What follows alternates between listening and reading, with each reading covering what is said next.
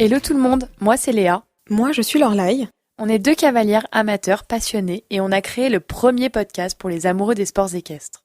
2 fois par mois, on part à la rencontre d'une personnalité du milieu qui nous parle de son parcours, de son métier et de son quotidien. J'espère que vous allez toujours très bien.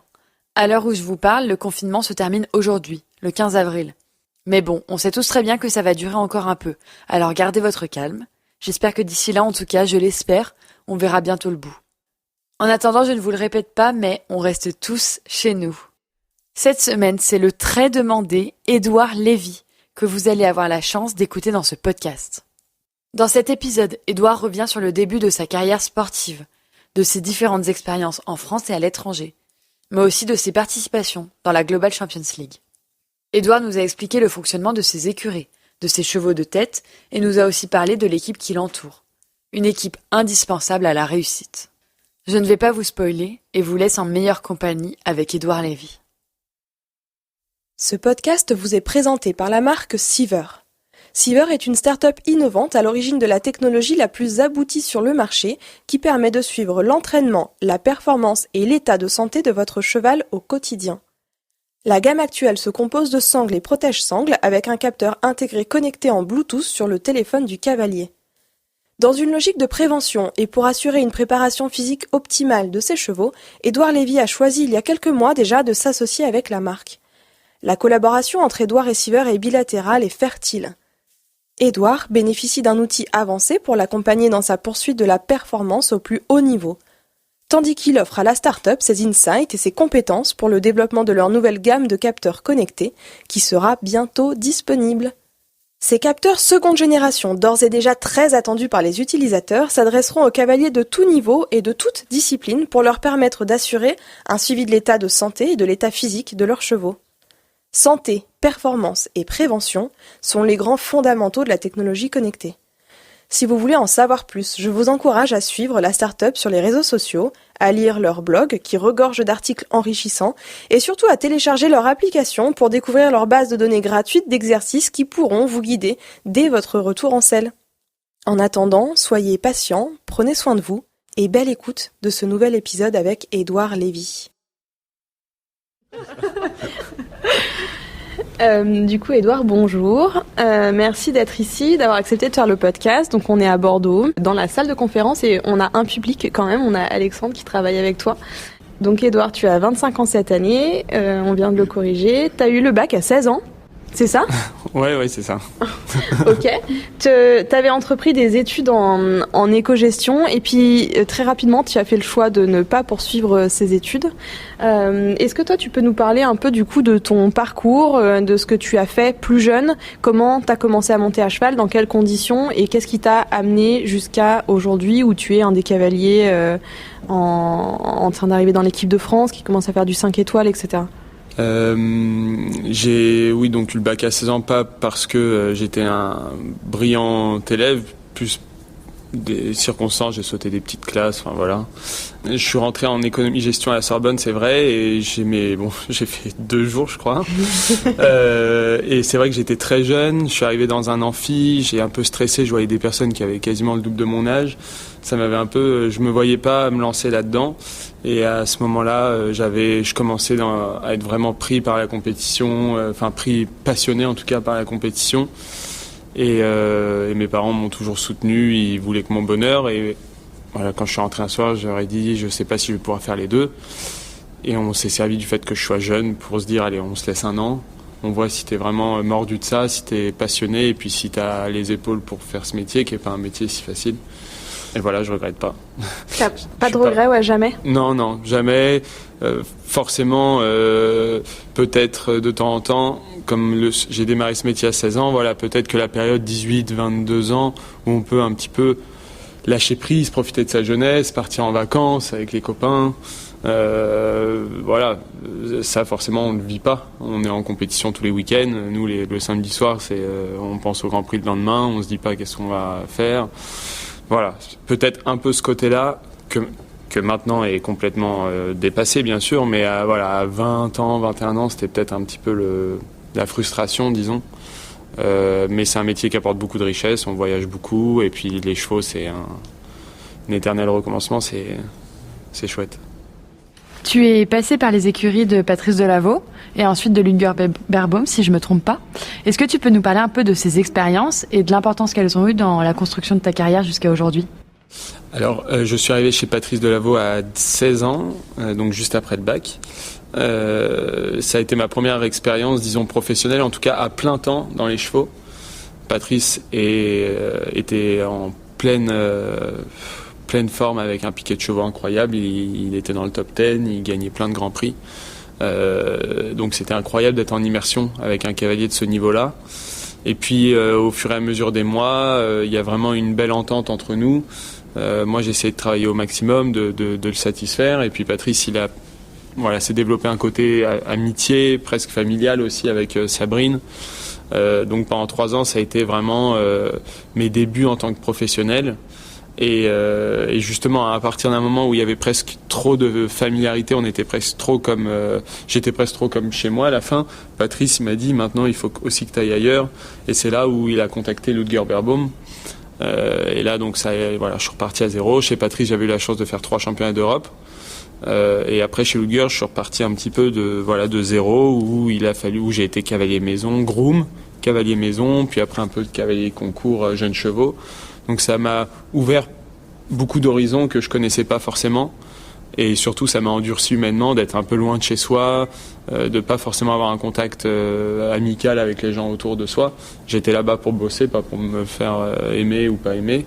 Tout ça a duré 4 ans et demi, 5 ans entre Patrice et Ludger, et ça a été une belle période. Je rebondis sur le fait que tu disais que tu as un peu tout fait chez Ludger, tu as été groom, tu as monté des jeunes, etc. Tu penses que pour un jeune cavalier qui commence, c'est indispensable de se former comme ça pour pouvoir après essayer de grandir et de progresser au fur et à mesure ? Oui, je pense. Après, les grandes théories, tout le monde dit il faut passer par les jeunes, il faut aller dans le dur. Dans les chevaux, il n'y a pas de règle. On peut y arriver, je pense, autrement. C'est possible. Faut avoir des vrais moyens derrière soi, en tout cas. Moi, pour ma part, ça m'a beaucoup aidé parce que ça endurcit. Et qu'aujourd'hui, quand on a une écurie à gérer, c'est aussi important de savoir de quoi on parle quand on est de l'autre côté de la scène, avec les grooms, avec la gestion des écuries, des chevaux, la formation des jeunes chevaux. Si j'avais seulement eu mes chevaux de tête de 9 ans, 10 ans, 11 ans, et qu'aujourd'hui je serais là à la tête de l'écurie qu'on a actuellement, je serais perdu. Alors que moi, je pense que c'est important dans la formation. Dire que c'est indispensable pour pouvoir sauter des grosses épreuves, ce serait mentir. Mais en tout cas, indispensable pour être un professionnel assez complet, ouais, je pense. Tous les jeunes, là, en tout cas, on va dire, 14, 18 ans, qui veulent devenir cavaliers, qui commencent à faire soit des diplômes, ou à être stagiaire, ou à être groom, ou à être cavalier maison, est-ce que toi, tu leur recommande de partir à l'étranger, comme tu as pu le faire chez Ludger et comme plein d'autres cavaliers l'ont fait? Est-ce que tu penses que c'est vraiment une étape extrêmement formatrice et constructive pour l'avenir d'un cavalier, après, pour devenir cavalier de haut niveau? Je pense que c'est très formateur de partir à l'étranger, d'abord pour la langue, ensuite pour découvrir de nouveaux systèmes. Le système français, c'est un système qui se base sur le feeling avec les chevaux. On a vraiment des chevaux d'instinct, des chevaux de qualité, alors qu'à l'étranger, c'est des chevaux qu'on a besoin de plus construire. Donc c'est aussi important de savoir monter ce type de chevaux. Et je pense que ce soit dans les chevaux ou si on faisait d'autres études beaucoup plus classiques, on entend toujours que c'est important de partir à l'étranger. Donc quoi qu'il se passe, on s'enrichit. Tu parles anglais ? Oui. Parce que tu es parti chez Ludger ou pour d'autres raisons ? Je parlais anglais avant et le fait d'être parti chez Ludger, forcément, là j'ai pu parler anglais tous les jours. Et après je suis parti aux États-Unis plus de 6 mois. Et maintenant, je travaille avec beaucoup de personnes aussi aux États-Unis. Donc maintenant, oui, anglais et espagnol. Ok. Tu nous parlais un peu du fait que maintenant tu gérais une écurie complètement. Est-ce que tu peux nous parler un peu de ton quotidien, de l'équipe avec laquelle tu travailles tous les jours, des personnes qui sont aux écuries quand toi tu es au concours, etc., des gens qui t'accompagnent dans ta progression et cette évolution? Alors aujourd'hui, on a une écurie composée de 20-21 chevaux. J'ai 5 personnes qui travaillent avec moi. Une groom concours, donc qui est là, qui est en déplacement. Franchement, je dirais au moins 8 semaines sur 10, quasiment, voire plus. Donc c'est vraiment une personne qui est en déplacement permanent. qui s'appelle Ophélie. J'ai une chef d'écurie qui s'appelle Maëlys, qui a démarré chez moi en tant que stagiaire et qui aujourd'hui est vraiment gérante avec moi de l'écurie. J'ai un cavalier qui s'appelle Mathis Burnouf, qui a fait déjà des championnats d'Europe poney, qui est déjà bien avancé dans son niveau, qui monte les chevaux, qui a un piquet de chevaux entre 5 et 8 ans, et 5 et 9 ans, au concours aussi. Donc il monte à la maison et au concours. On a une groom maison qui accompagne, qui est là au quotidien avec Maëlys et Ophélie, et un palefrenier le matin pour qu'on soit sûr que les box soient faits tous les jours et que les chevaux soient dans les meilleures conditions possibles. Mes semaines se partagent en deux. Du lundi au jeudi ou au mercredi, je suis à la maison, on s'entraîne avec les chevaux. Et puis à partir du jeudi, je pars en concours. Alors avant, je partais tout le temps avec le camion. Maintenant, je prends plus la voiture ou l'avion pour pouvoir être au moins une journée de plus par semaine aux écuries. C'est quand même important. Et voilà un petit peu le système. À côté de ça, tu as aussi Alexandre qui est là et qui gère aussi un peu tout tes réseaux sociaux, si je me trompe pas, et un peu l'administratif. C'est important aussi parce que quand on est cavalier, on a beaucoup de choses à faire. Monter à chevaux, ça prend quand même un certain temps. Est-ce que c'est important de s'entourer de ces personnes-là qui peuvent gérer aussi un peu tout ce qui est autour de toi, plus que autour des chevaux? Très important, je dis pas ça parce qu'il est là. Très important parce que c'est vrai que quand on est en concours, déjà on a besoin d'être concentré pour nos performances. Quand on est à la maison, on a souvent des grosses journées. Donc pouvoir déléguer toute cette partie-là, c'est capital. En plus, avec Alexandre, c'est pas seulement une personne avec qui je travaille, c'est un très bon ami, donc il y a une ambiance très facile. Quand il me dit faut absolument aller là ou faire ci, je discute pas, je sais que c'est pour mon bien, que s'il le fait, c'est parce qu'il sait que c'est important pour nous, pour l'écurie.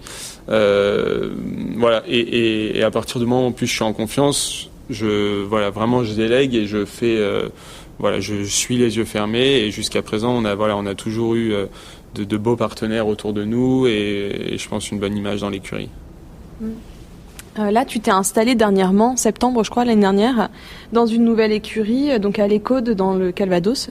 Corrige-moi si je me trompe.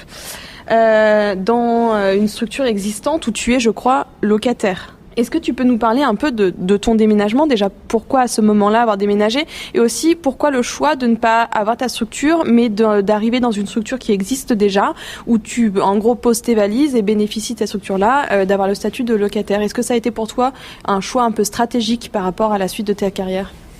Alors, on a déménagé, j'étais au Haras du Breuil pendant 3 ans, avec Charles-Henri Fermé, chez Charles-Henri Fermé et Marie-Eugénie Hang. Ça s'est extrêmement bien passé. Ça a été vraiment le lancement de mon écurie dans ce Haras. Donc, j'étais très heureux. Aujourd'hui, il y a un projet sportif qui s'est développé avec le Haras de l'Écode, dans le but de mettre en place un piquet de chevaux, présent dans le sport, aussi dans le commerce de chevaux. Et le Haras de l'Écode, a construit cette écurie, cette infrastructure, donc il paraissait logique d'être installé là-bas, sachant que pour moi c'était pas un déplacement conséquent. Je suis à 15 minutes de là où j'étais avant, ma vie est la même, ça c'était les raisons de ce déménagement. Et en ce qui concerne être locataire, moi je suis encore jeune. Il faut que mon quotidien soit axé sur bien travailler mes chevaux, mes organisations de concours, être tête légère quand je suis en concours, et ne pas avoir des coups de fil entre 2 épreuves parce que j'ai une gouttière qui a lâché, parce que le manège a été inondé, Aujourd'hui, j'ai le luxe, disons, d'être locataire et d'être un utilisateur de l'infrastructure, mais ça me permet d'être 100% concentré sur ce que j'ai à faire, et j'ai encore tellement à faire et à progresser dans mon métier que je voudrais pas être, disons, perturbé dans mon évolution avec la gestion d'une infrastructure, et la gestion d'une infrastructure, c'est déjà énorme comme boulot. Il est déjà l'heure de faire une petite entracte au milieu de cet épisode. Vous étiez nombreux à l'attendre, alors on espère que vous aimez à découvrir le quotidien et le parcours d'Édouard Lévy. Comme vous le savez, comme on l'a déjà dit, cet épisode avait été enregistré pendant la Coupe du Monde de Bordeaux, c'est-à-dire début février. Entre-temps, il s'est passé bien des choses. Déjà, Édouard était tombé, il avait été écarté des pistes et avait été contraint de se mettre au repos pendant quelques semaines. Et puis voilà, l'épidémie, le confinement, et nous voilà tous écartés des terrains de compétition pendant quelques temps.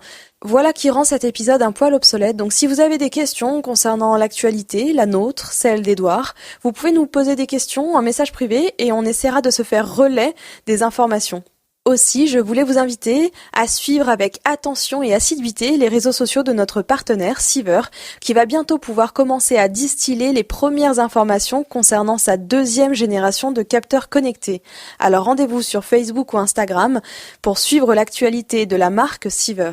Je n'en dis pas plus et je laisse place à la seconde partie de cet épisode. Belle écoute!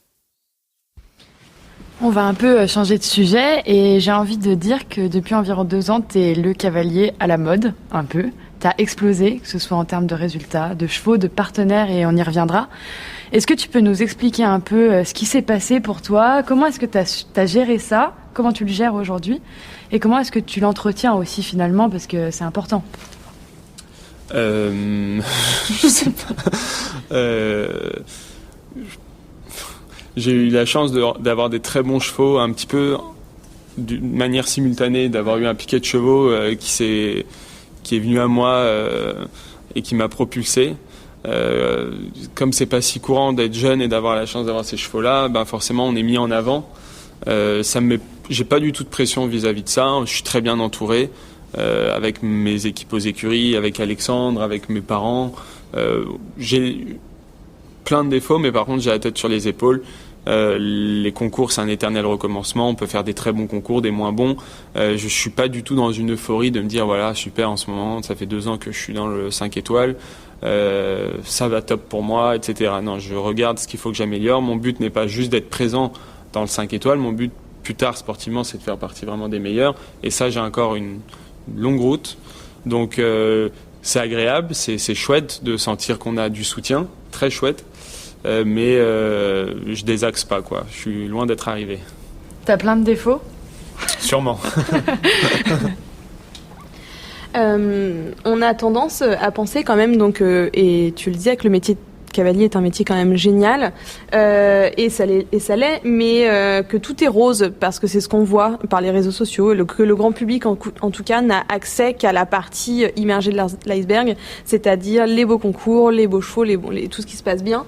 Est-ce que tu peux parler un tout petit peu, pour peut-être les nouvelles générations qui voudraient devenir cavalière, de tout ce qui se passe aussi à l'écurie et qui est un peu moins drôle, du fait qu'on a des emplois du temps très chargés, que ça nous sollicite énormément, c'est très chronophage, c'est très énergivore. Est-ce que toi, tu peux un peu lever le voile sur oui, tout n'est pas tout rose et le métier de cavalier, c'est un métier aussi passion, mais qui a aussi des contraintes et qui est difficile? Alors oui, c'est vrai que forcément ce qui est le plus médiatisé, c'est les beaux concours. Alors là, les beaux concours, on a un standing magnifique, il y a du public, il y a des belles épreuves, les meilleurs cavaliers du monde, les meilleurs chevaux. Pour arriver à cela, voilà, au quotidien, c'est un travail acharné quasiment. On commence à 7h, 7h30 tous les jours. Il faut monter entre 7 et 10 chevaux par jour. Les concours 5 étoiles, c'est pas toutes les semaines. Quand on n'est pas en 5 étoiles, on doit être dans les concours nationaux, 2 étoiles avec parfois 6, 7, 8, voire 10 chevaux. Par exemple, moi, dans 2 semaines, je pars avec 10 chevaux pour moi en 2 étoiles dans le but de former un petit peu la relève. Alors là, ça commence aussi à devenir physique. Et puis on n'est pas forcément... voilà, il peut pleuvoir, il peut faire froid, on monte à cheval parfois dans des conditions un peu moins agréables, mais par contre, voilà, ça fait partie du job. Ce qui est sûr, c'est que le 5 étoiles, c'est forcément quelque chose qui donne très envie et il y a un côté assez luxueux. Mais 80% du temps, on est quand même dans des endroits ruraux avec les chevaux. Si on veut être cavalier, il faut pas être non plus précieux avec ça, parce que sinon, je crois pas qu'on ait une chance de... Ou alors, comme je disais, il y a des moyens colossaux derrière. On peut seulement s'acheter un piquet de chevaux de 5 étoiles et le racheter quand les chevaux vieillissent. Mais si on veut vraiment se fabriquer son système et puis essayer de tenir financièrement et dans la longévité dans le sport, là, il faut savoir aussi mettre les mains dans le gras et c'est même primordial. Tu nous parlais du fait que c'est difficile physiquement, et on avait reçu Thierry Rosier au tout début du podcast qui nous disait qu'il payait vraiment un peu physiquement les erreurs qu'il avait fait dans le passé, qu'il s'était pas assez entraîné, etc. Est-ce que toi tu entretiens ça? Est-ce que tu t'entraînes physiquement et mentalement aussi? Je m'entraîne physiquement. Je fais beaucoup d'étirements le matin. Je cours 1 ou 2 fois par semaine. Et si je cours pas, je fais d'autres choses. Je fais quasiment du sport tous les jours. Je peux avoir mal au dos, par exemple, alors que je suis quand même jeune. Donc je fais très attention à ça. Je fais attention aussi à ce que je mange. Pas pour ne pas grossir ou quoi, mais plus parce que je sais que c'est important. On se sent mieux. Donc oui, je commence à faire attention à tout ça pour essayer justement de ne pas regretter dans 10 ans. Voilà, c'est sûr, quand on est jeune, on arrive à passer, si on n'est pas très bien entraîné ou quoi, la jeunesse, la fraîcheur fait on y arrive quand même, et après on le paye. Donc voilà, j'essaie d'anticiper là-dessus. Tu fais partie un peu de la nouvelle génération quand même qui se penche sur la question. Oui, c'est vrai que c'est plus du tout, je dirais pas tabou, mais c'est pas une nouveauté, quoi. C'est-à-dire qu'on n'est pas spécial parce que on pense à ça aujourd'hui quand on voit tous les cavaliers. Tout le monde va au sport le matin, tout le monde fait attention. Il y a quand même vraiment quelque chose qui s'est développé de ce côté-là. Tu nous parlais de la difficulté de pérenniser aussi la structure, de la financer, etc. et de garder des chevaux tout le temps, de réussir à les renouveler, d'acheter des jeunes chevaux. Et justement, c'est une question qu'on nous a posée et qu'on aurait aimé qu'on repose à des cavaliers. Donc c'est le moment de lever un peu le voile sur le fonctionnement économique d'une écurie en fait, et d'une écurie d'un cavalier de haut niveau comme toi. Comment est-ce que vous vivez? Comment est-ce que l'allocation, on va dire, des ressources, d'où ça vient? Est-ce que c'est du concours? Est-ce que c'est du commerce, par exemple du coaching, de la vente de jeunes chevaux, ou etc. Est-ce que toi, tu peux nous dire un peu comment tu essayes de faire fonctionner ton écurie économiquement, par quels moyens, pour essayer de pérenniser l'organisation et de pouvoir pouvoir rester à haut niveau le plus longtemps possible? Alors il y a plusieurs sources de revenus. Une écurie de concours, déjà on a beaucoup de frais en permanence, tous les jours. Quand c'est des frais avec les employés, c'est des frais de déplacement de concours, des frais d'engagement de concours, des frais parfois vétérinaires. Il y a quand même 20 chevaux, donc ça arrive en permanence qu'un cheval ait besoin de voir, pour X ou Y raison, un cheval peut se faire un peu mal au box, peut être malade. Donc ça, c'est en permanence. Les sources de revenus peuvent venir déjà des pensions. Alors, je pense pas qu'on gagne notre vie avec les pensions, parce qu'il faut aussi que pour les propriétaires, ce soit gérable et pas trop coûteux. Les pensions sont là pour plutôt alimenter le système, ou essayer d'alimenter le système, ou d'amortir un peu les dépenses de l'écurie. Après, il y a les gains. Les gains de concours peuvent être varient de toute façon. On va bien gagner pendant un mois, on va rien gagner pendant l'autre mois. Donc ça peut être intéressant, mais voilà, c'est pas non plus une source de revenus régulière. Et ce qui fait vivre, c'est le commerce. Donc c'est important quand même d'avoir plusieurs ventes dans l'année.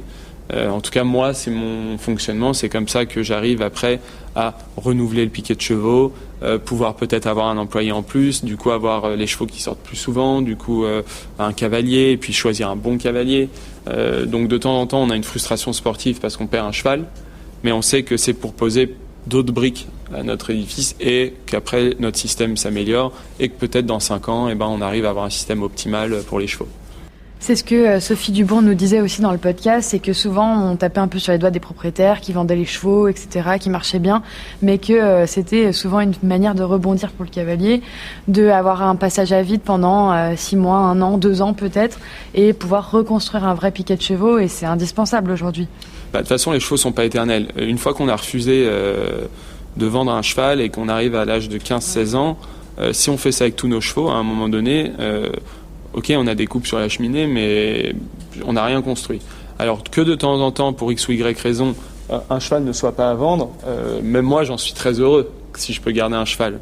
Mais il ne faut pas que ce soit le fonctionnement de l'écurie de garder tous les chevaux jusqu'à ce qu'ils puissent plus sauter, ce qu'on doit les mettre à la retraite. Pour moi, à un moment donné, on vend les chevaux, ok, on perd un atout, il y a aussi un côté sentimental, c'est pas agréable de voir partir un cheval, vraiment pas. En revanche, faut pas perdre de vue qu'on fait un métier, qu'une écurie, c'est une entreprise. Alors un petit peu particulière, parce que voilà, il y a le côté animal, le côté sentimental, passion, mais ça reste quand même une entreprise, en tout cas si on veut durer. Et les ventes sont indispensables. Aujourd'hui en France, on a eu des très bons chevaux de vendus l'année dernière. Alors du coup, les critiques arrivent un peu, oui, les propriétaires suivent pas, mais on peut pas tirer de conclusion. Il y a 5 ans, on avait 15 chevaux de Grand Prix, et aujourd'hui, on en a moins, mais peut-être que dans le prochain cycle, on va de nouveau en avoir beaucoup. Je crois pas qu'il faille tirer de conclusion, c'est juste que de temps en temps, la vente des chevaux, c'est le revenu le plus sûr. Et justement, est-ce que tu peux nous parler un peu de tes chevaux que tu as en ce moment, ta jument de tête Rebecca, et puis les autres, l'avenir que tu entrevois avec eux, et à quel terme ? Alors j'ai un piquet de chevaux de tête, disons de 3, 4, 5 chevaux, avec Rebecca, Uno de Cerisy, Sirius, Drag du Buisson Z, et par exemple Starlet, qui est un petit peu en dessous dans son niveau d'épreuve, mais qui est en permanence dans les beaux concours. Je suis ravi avec ces chevaux-là qui m'ont vraiment propulsé dans le très haut niveau. C'est des chevaux qui ont maintenant un certain âge. Alors il y en a quelques-uns qui ne sont pas à vendre et d'autres qui sont à vendre. Donc peut-être que cette année, par exemple, il y aura du mouvement. Je ne sais pas, on verra. Avec les chevaux, c'est dur de vraiment programmer. Dans les nouveautés dans ces chevaux tête, c'est Uno de Cerisy, qui est un cheval en qui je crois énormément. Depuis qu'il est arrivé dans mes écuries, j'ai toujours eu le sentiment que ça allait être un cheval qui allait faire du 5 étoiles. Aujourd'hui, il commence à prouver avec sa régularité qu'on va pouvoir compter sur lui, en tout cas je pense. Rebecca forcément est formidable, et puis les autres chevaux aussi, comme Drake qui a fait de très belles choses l'année dernière, et Sirius que maintenant que je gère un peu, qui a 14 ans, mais qui est bien présent et qui va sûrement faire des beaux concours comme le Saut Hermès, je pense. Ensuite, il y a tout un groupe de chevaux entre 6 et 8 ans. Je pense avoir 2 très bons 7 ans, dont un qui, à mon avis, va vraiment faire partir de mes chevaux de tête dans 2-3 ans. Ce que je contrôle pas, c'est peut-être ils seront vendus, peut-être on va pouvoir les garder, peut-être on va en vendre d'autres pour pouvoir garder ceux-là. Ça, c'est ce que je ne peux pas contrôler. L'année dernière, on a vendu 2 de mes bons chevaux. C'était pas si simple parce que c'était des chevaux qui arrivaient à maturité, dont Absolute, qui était un cheval qui commençait le niveau 4 étoiles. Voilà. Par exemple, typique, là, on a eu une situation où on ne peut pas refuser, où on doit, pour la vie de l'écurie et pour viser le long terme, on doit vendre. Et donc parfois on perd un cheval jeune, un cheval qui serait arrivé aujourd'hui à 9-10 ans dans le haut niveau. Ça, c'est les aléas. Mais la chance que j'ai, c'est d'avoir des partenaires très motivés qui me font confiance. Et quand je sens qu'un cheval peut arriver au haut niveau, j'ai pas plus de pression. Ils me font confiance, ils me suivent. Et en général, on atteint nos objectifs. On a beaucoup évoqué avec presque tous nos invités alors d'une part le bien-être animal, d'autre part la multiplication de tous les circuits de concours, l'augmentation du nombre de concours, etc., qui vient toujours un peu en contradiction avec la problématique de garder les chevaux bien, de respecter leur intégrité physique, etc. Comment toi, est-ce que tu jongles entre tout ça, et comment est-ce que tu construis une saison pour tes chevaux en essayant de faire du concours, d'être performant, mais de les respecter, d'essayer d'assurer leur pérennité physique aussi pour qu'ils durent dans le temps, etc., leur bien-être. Comment est-ce que tu gères tout ça ? Alors, je pense que la multiplication des circuits, le fait qu'il y ait de plus en plus de concours, c'est une bonne chose pour les cavaliers. Parce que le 5 étoiles s'ouvre à plus de cavaliers, parce que du coup, les dotations augmentent. C'est quand même, c'est un sport coûteux où souvent on a entendu que les cavaliers avaient du mal à en vivre, et c'est de moins en moins le cas. Donc ça, même si parler argent c'est un peu tabou, c'est quand même une bonne chose que les cavaliers puissent se dire que leur sport va commencer à être rentable. Je pense tout ça bon pour les cavaliers et bon pour les chevaux si c'est bien géré, c'est-à-dire que un cavalier, en tout cas moi je vais me dire, je vais être présent dans le niveau 5 étoiles cette année à telle dose parce que j'ai tel nombre de chevaux qui est capable de sauter un Grand Prix 5 étoiles. Si j'ai pas assez de chevaux, et qu'on commence à brûler des chevaux qui ne sont pas prêts, là on commence à être dans le faux. Donc pouvoir tout faire, c'est possible si on a un piquet de chevaux extrêmement fourni. Quand on commence à faire les Coupes du Monde, les Coupes des Nations, le global, viser le championnat de l'année, alors là il faut 5, 6 chevaux de Grand Prix si on veut les avoir en forme. Et si on n'en a que 3, ce qui est déjà beaucoup, et qu'on commence à aller partout, on voit après des chevaux arrêtés, des chevaux qu'on ne voit plus, des chevaux qui sont moins en forme. C'est beaucoup de possibilités qui s'ouvrent aux cavaliers, et c'est à nous de savoir dire stop quand c'est un peu trop, ou de se lancer quand on sent notre piquet prêt. Pour ma part, je pense que je suis très bien équipé pour viser les beaux concours, les Coupes des Nations, quelques Coupes du Monde. Et je pense pas pouvoir tout faire en intégrant un concours du global toutes les 2 semaines ou tout ça pour pouvoir garder mes chevaux en forme. Ça, ce serait trop à l'heure d'aujourd'hui. En revanche, moi, je me fixe pas de limite. Je pourrais être en concours tous les week-ends. Si j'ai un piquet de chevaux qui se développe et qu'à la fin, j'ai le nombre de chevaux suffisant, pourquoi pas, bien sûr. Et en parlant de Coupe des Nations, sans prioriser du tout les concours, moi je voudrais savoir si pour toi porter les couleurs de la France, c'est important, un objectif ou pas. On sait aussi que depuis un certain nombre d'années, l'équipe de France, elle est sensiblement la même, avec Pénélope Le Prévost, Bosti, Kevin Stott, etc. C'est quand même très difficile d'accéder à cette équipe senior. Toi, tu as quand même couru quelques Coupes des Nations ces dernières années. Comment est-ce que tu as fait pour intégrer cette équipe et comment est-ce que tu arrives à pérenniser ça ? Déjà, oui, pour moi, c'est les plus beaux moments sportifs sont les Coupes des Nations, championnats.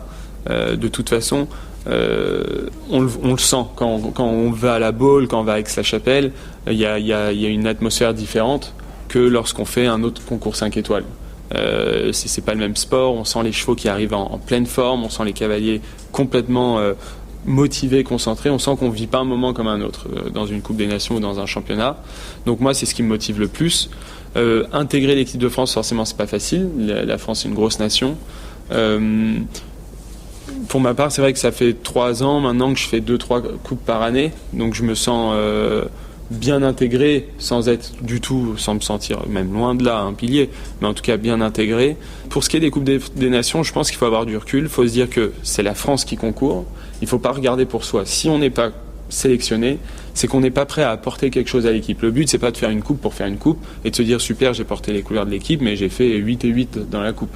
Si on y est, c'est qu'on a le cheval qui est bon, c'est qu'on est en forme et c'est qu'on est prêt à faire des zéros. Pareil pour le championnat. Si ça fait quelques années que ce sont les mêmes cavaliers, c'est que ça fait quelques années qu'on n'a que ces cavaliers pour vraiment défendre au mieux les couleurs de l'équipe de France. J'espère un jour être assez bon, assez équipé pour pouvoir apporter des sans fautes en championnat ou en Coupe des Nations. C'est mon grand objectif sportif en tout cas.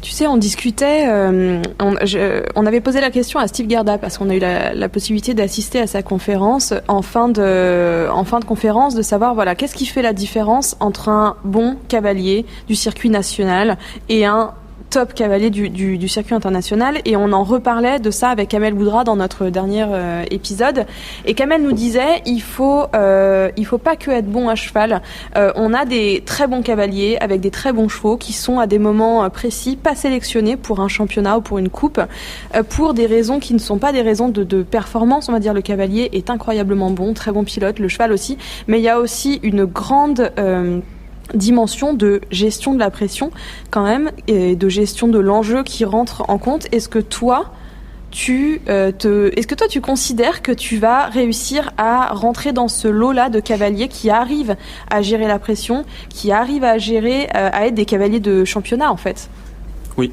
Est-ce que c'est quelque chose que tu travailles? Est-ce que c'est, on va dire, inné? Est-ce que c'est quelque chose sur lequel tu as travaillé pour devenir comme ça? Ou est-ce que tu penses que c'est aussi une partie de personnalité où voilà, on a du sang-froid, on a les épaules pour ça, et du coup, quelque part, on est un peu comme ça, et après, on n'a plus qu'à travailler, entre guillemets, la technique pour pouvoir rentrer en piste en sachant que notre tête, elle va suivre? Je sais que quand je suis en confiance avec mon cheval, je ressens aucune pression. C'est-à-dire que si j'ai si je ressens que mon cheval est en pleine possession de ses moyens, que c'est un très bon cheval, que le parcours va aller, ça peut être, je peux passer en numéro 4 d'une Coupe des Nations, il faut absolument que je fasse sans faute, ça ne changera rien pour moi. Je me dis de toute façon, mon cheval se donnera au maximum, moi je me donnerai au maximum, je me concentre sur ce que j'ai à faire sur mon parcours. Les moments de pression, c'est quand on rentre en piste et qu'on ne sent pas forcément que tout est aligné. Peut-être le cheval un peu moins bien, peut-être le parcours plus dur que ce qu'on aurait imaginé. Et là, on commence un peu à se tendre.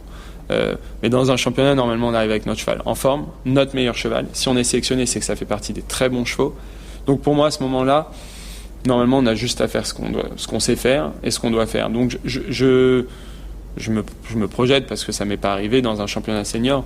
Mais si un jour j'ai le très bon cheval et que moi, je suis en pleine capacité de ma monte, de mon équitation, et que mon cheval est en pleine capacité physique, je pense pas que je ressentirais de pression particulière en tout cas.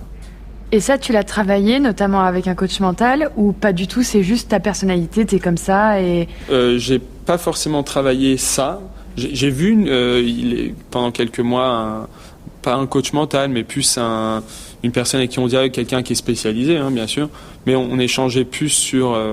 on peut échanger sur plein de choses. On n'a pas vraiment parlé de la concentration, de la motivation ou du relâchement. En revanche, ce qui aide beaucoup dans ce métier ou dans ce sport, c'est l'expérience. Et on est quand même en concours tous les week-ends. Donc, à un moment donné, il y a un détachement, il y a du recul. C'est-à-dire que je rentre en piste, je fais 4 points ou 8 points. C'est pas qu'on s'en fout, loin de là. Il y a toute une remise en question. Qu'est-ce qui n'a pas été ma monte, mes distances, le mort, le cheval, la gestion. Mais par contre, dans 5 jours, on recommence. Donc, à un moment donné, on a moins l'impression de jouer notre vie à chaque fois. Et quand on a moins l'impression de jouer notre vie, forcément, on monte plus cool. Moi, c'est comme ça, en tout cas, que j'ai senti mon évolution là-dessus. Et je suis très rigoureux dans mon système au quotidien sur l'organisation des chevaux et tout. Mais par contre, sur le côté sportif, je suis relax. Ça, c'est comme ça que je suis. Tu t'es entouré dernièrement d'un certain nombre de partenaires, ou dernièrement ou même depuis quelques années. Donc Animo, qui est ton partenaire, un de tes partenaires principaux. Siever depuis peu, et on en parlera puisqu'en plus ils sont partenaires de cet épisode. Comment est-ce que tu choisis tes partenaires et quel rôle ils ont dans la construction vers la performance, en fait, dans la construction de ton projet performance? Alors, pour les partenaires, déjà, donc il y a toute une réflexion avec Alexandre. Déjà, il faut qu'on aime les produits, faut aimer le produit. On essaye vraiment de cibler des produits qui sont à la pointe, qui vont dans le bien-être du cheval, qui vont apporter du confort. Après, il y a aussi tout un côté humain avec le partenaire. Il y a quand même un dialogue, un échange. Il faut qu'il y ait quand même le feeling qui passe.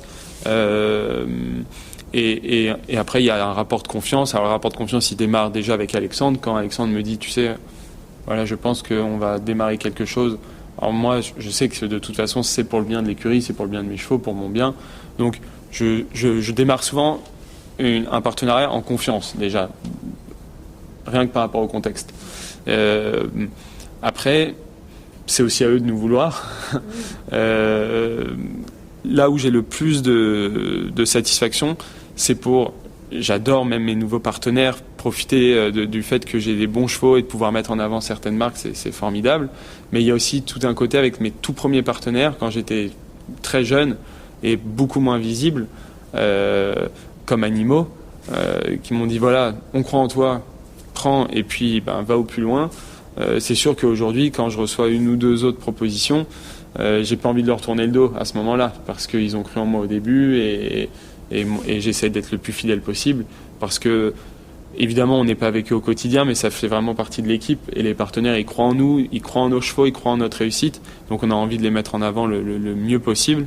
Et c'est aussi pour ça que c'est très important d'avoir une équipe comme mon boulot avec Alexandre et les gens qui s'occupent de la communication, parce que ok, on croit que c'est un peu ce qui est à côté du sport, mais à la fin, si nous on se contente juste de dire on est sans faute, on est 4 points, eux, ils se demanderaient pourquoi aussi ils font ça. Ils ont besoin d'être mis en avant, et en général, en plus, dans les chevaux, il y a quand même beaucoup de choses qui sont pour le bien-être du cheval, la protection, c'est important. C'est du donnant-donnant. On sait que la France accueillera les Jeux Olympiques à Paris en 2024. Tout simplement, est-ce que c'est quelque chose auquel tu penses et quelque chose auquel tu te prépares? Oui. Ouais. Du coup, à 4 ans de l'échéance, on a posé exactement la même question à Victor Lévesque dans sa catégorie du concours complet, qui aussi en amont est vraiment dans une démarche de préparation avec un projet. Paris 2024, comment est-ce qu'on se prépare à un événement comme ça 4 ans à l'avance? Nous, en tant que cavalier, on ne se prépare pas. Pour l'instant, il y a 4 ans, ça sert à rien d'être prêt trop tôt. En revanche, dans les chevaux, on se projette un peu. Pour moi, les chevaux idéaux, là, ce seraient des chevaux entre 6 et 8 ans, qui auraient 10, 11 ou 12 ans au moment des Jeux. Donc, quand on commence à sentir qu'un cheval de cet âge-là, entre 6 et 8 ans, peut être très bon, c'est peut-être un peu différent qu'à un autre moment, parce que là, on se dit, pourquoi pas ce cheval? Pour ma part, je pense pas qu'on puisse faire un plan sur 4 ans, mais en tout cas, garder dans un coin de notre tête que tel ou tel cheval peut être le cheval présent pour les Jeux dans 4 ans, c'est important, parce que déjà on va avoir un projet bien ciblés, on va essayer de faire très attention avec tel ou tel cheval. J'en ai un ou deux où je me dis pourquoi pas. Donc je vais vraiment faire attention avec ces chevaux-là. Peut-être que dans 6 mois, ils seront plus là, peut-être qu'ils vont pas être assez bons, peut-être qu'ils vont être vendus. Mais le temps que je les ai, je garde ça dans un coin de ma tête. C'est la seule chose pour l'instant à faire parce que c'est déjà tellement difficile de vous dire, par exemple, Uno, dans 2 mois, il sera là. Alors imaginez si je lui dis, ce 7 ans, dans 4 ans, il sera là. Difficile. Compliqué. On va arriver sur la fin des questions. Ouais. Où est-ce que tu te vois dans 10 ans ? Ça, c'est une question difficile, on le sait, mais c'est souvent très intéressant. À Bordeaux, pour la Coupe du Monde. On en reparlera alors. J'espère. Dans ton métier, et toujours en essayant de rester à haut niveau dans ce métier-là, entouré avec les chevaux, c'est comme ça que tu te projettes vraiment, essayer de durer sur le haut niveau ? Oui, c'est vraiment comme ça. En tout cas, être présent dans le très haut niveau et avoir développé aussi à côté une activité avec la formation de jeunes chevaux, avec le commerce de chevaux. Je veux pas uniquement avoir une cellule de chevaux de haut niveau, de sport, et ne faire que ça. Je veux vraiment développer une activité, avoir un vrai business, entre guillemets, en essayant, d'un point de vue état d'esprit, de jamais m'éloigner du bien-être des chevaux. Et si de temps en temps ça doit être un coup de frein pour ma carrière, ou pour une vente, ou pour l'évolution d'un cheval, voilà, toujours primer le bien-être, parce que peut-être que de temps en temps ça ralentit un peu une progression, mais ils nous le rendent à un moment donné quand même. Très bien. Merci beaucoup Edouard d'avoir pris ce temps pour nous, et on espère que ça t'a plu. J'ai kiffé. Très bien. Et voilà, cet épisode est déjà fini. 40 minutes de conversation passionnante et enrichissante avec Édouard Lévy.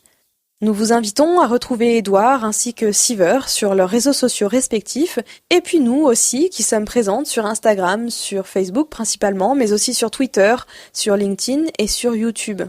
On vous dit à très vite pour un nouvel épisode, et en attendant, prenez bien soin de vous.